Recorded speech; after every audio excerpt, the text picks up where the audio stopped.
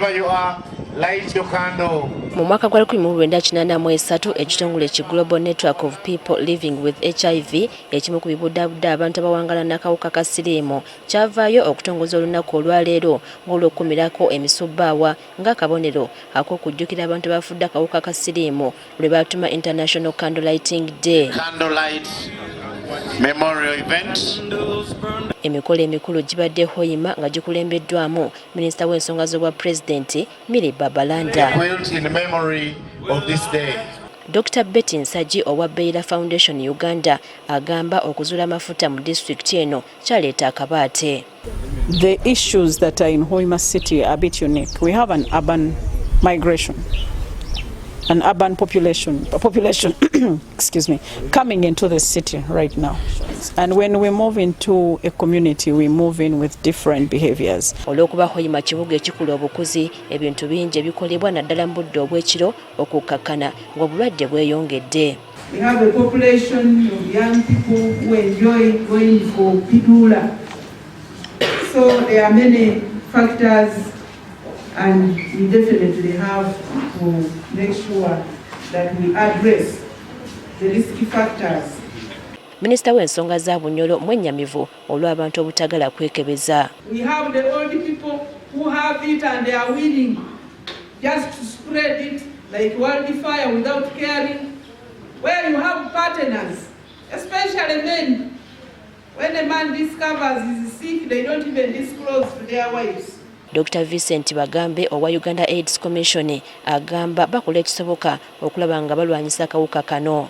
However, there is a need to engage up to community level if AIDS is going to end in this region.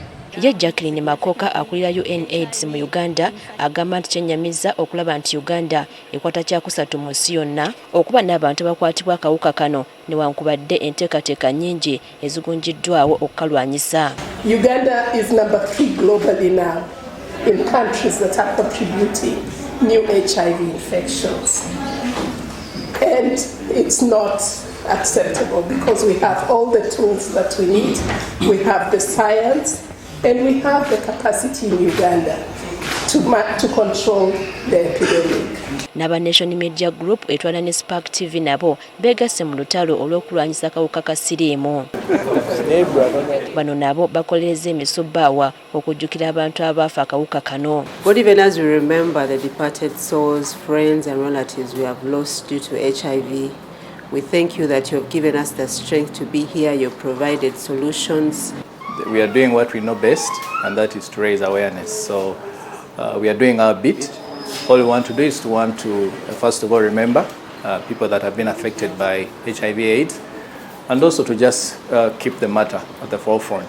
Alice Nanja akulira abakozi mu kampuni eno asabye abakozesa bano okuteekawo enkola esobozesa abantu abalina akawuka ka mukenenya okuwangala ne batakalina awatali kusosolebwa. Amakampani gasaanidde okuteekawo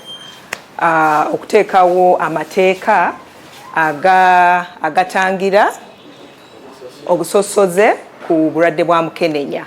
Okusinziira ku Uganda AIDS Commission, Uganda erimu abawangala n'akawuka ka mukenenya kakadde kamu n'emitwalo 4 ate nga Hoima ku bano ekola ebitundu 6.7 ku buli 100 ne kuddako Masindi n'ebitundu 6.5 ku buli 100, Kibale n'egoberera n'ebitundu 5.2 ku buli 100, Kikuube n'eddako n'ebitundu 4.3 ku buli 100.